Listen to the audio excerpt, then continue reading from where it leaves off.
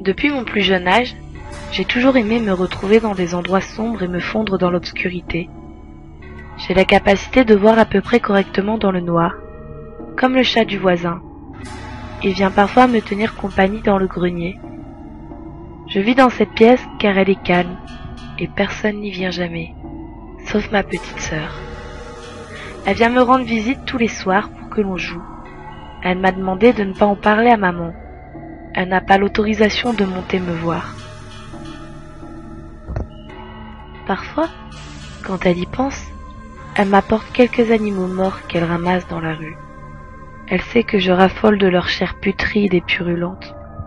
Elle fait toujours bien attention de ne me ramener que des petits animaux, comme des rats, des oiseaux ou encore des serpents.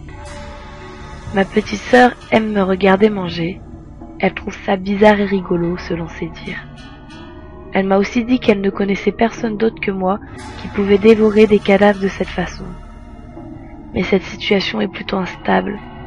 Plus les jours passent, et plus j'ai faim.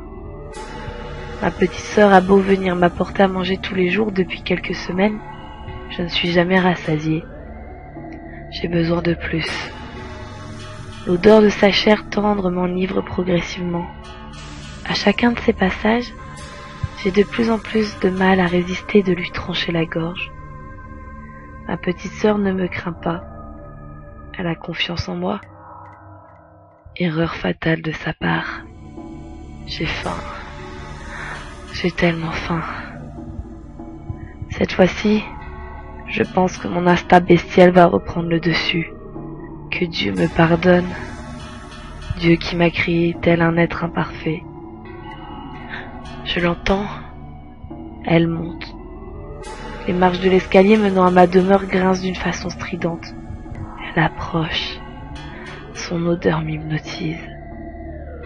Je finis de lire ces dernières lignes. Cette page devait être issue d'un journal sans me hâter.